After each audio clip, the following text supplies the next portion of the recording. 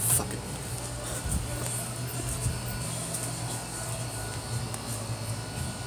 I'm gonna teach you how to make some fucking edibles. That was just absolutely crazy of me. Just crazy. So today, we're gonna learn how to make some canna oil, or canna butter, whichever you want to use. I honestly prefer coconut oil over butter, because butter, you know, it's all about saturated fat, okay? Coconut oil has almost double the saturated fat that butter does, any kind of butter. So, and THC infuses with saturated fat. Yes, it does. It does.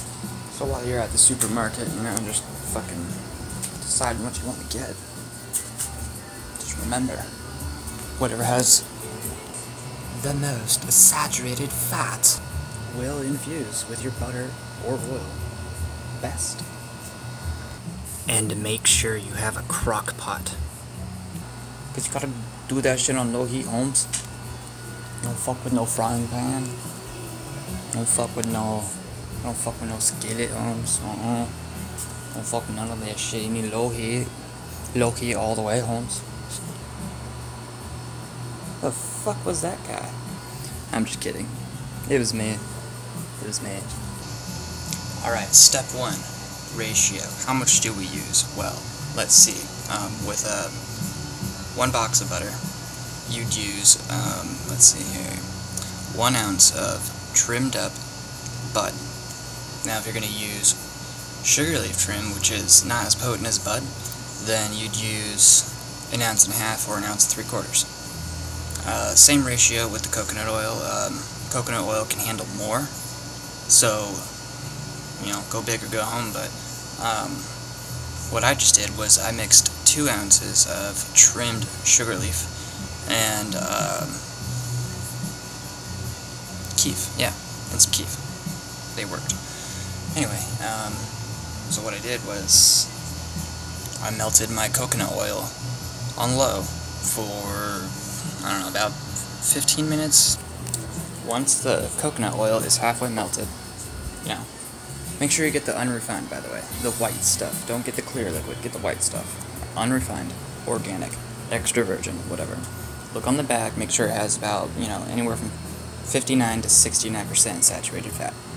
It will have 11 to 13% in the little column. But if you're doing butter, Amish butter, get Amish butter. It has a saturated fat content, and that's just way beyond all that imperial bullshit. Don't get Land O'Lakes, don't get fucking Challenge. Just get shit you've never even fucking heard of. Okay, so once your butter is melted halfway, or oil, you know, dump in the product and start to stir it up. Make sure you keep that heat on low, motherfucker. I usually go for about 4 hours. On low, stirring like every 10 minutes. Alright, once you feel like it's infused quite a bit, turn it off. Step 2, motherfucker. Filtration. Filtering. Alright, it's messy as fuck, so what I do is I have like a splatter screen for a frying pan, and I just put it over a bowl, you know, a big old mixing bowl. Make sure you have like a strong splatter screen, don't get one of those stupid fucking, you know, flimsy things, I don't know. Cheesecloth also works, or a painter's mask, you know, it looks like something a beekeeper would use. Anything that's ultra fine mesh. Alright, don't use coffee filters, it'll rip, and you're gonna have to use your hands to wring it out like a towel, like a wet towel, and drip it. Alright, get a splatter screen, put it on a bowl. Alright, take your crock pot full of whatever, you know, wheat and butter or wheat and oil, and have it next to the bowl. And get a ladle or something. Hold on, I'm gonna put this out. Alright, you get like a ladle, alright, and just 1 scoop, alright, put it inside whatever filter you're using, whether it's a painter's mask or cheesecloth. If you're using cheesecloth, dual layer, triple layer that stuff. You don't want any particles to come through. You want it to be pure oil or butter, whatever. And then yeah, just filter. I'm sure you'll figure out a bunch of ways to filter. And then once you're done filtering, put the bowl of filtered product in the fridge for about an hour. Let it harden up. Or, no, I mean, not all the way. If you plan on baking, then just use right then and there. There is this other method, though, that you have to do. It's called decarboxylation. Let's talk about decarbing, or decarboxylation, for short. Haha, see what I did there? Switch that up? Decarbing, for short. So, decarbing is when you activate the THC in your marijuana. When we smoke THC, tetrahydrocannabinol, it goes straight to the blood-brain barrier, and we get high. But when you eat it, an entirely different thing happens. It's passing through your liver, and then an enzyme gets created that gets sent up to your brain and gets you high. It's a way longer process. The thing is, someone would feel like, so I could just eat weed? No. The THC needs to be converted from regular THC to THCA. It's the enzyme, the psychoactiveness of THC.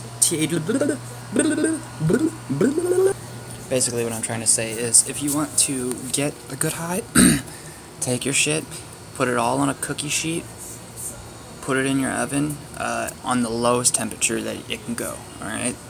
No higher than 200. And if it's only like 225, fuck it, whatever.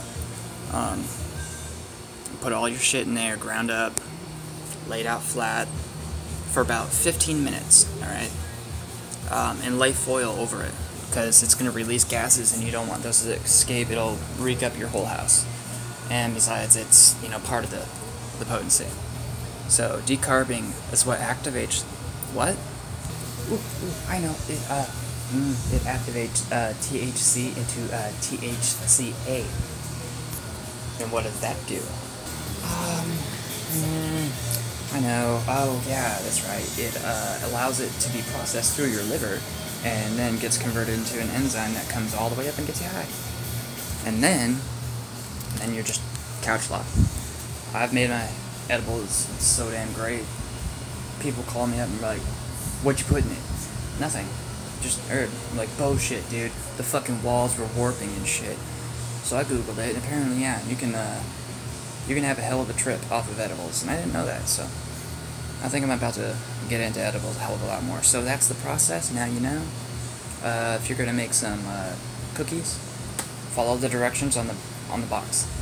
Add the same amount of butter. The only difference is now you're using green butter. There you go. Have a good day. I love you.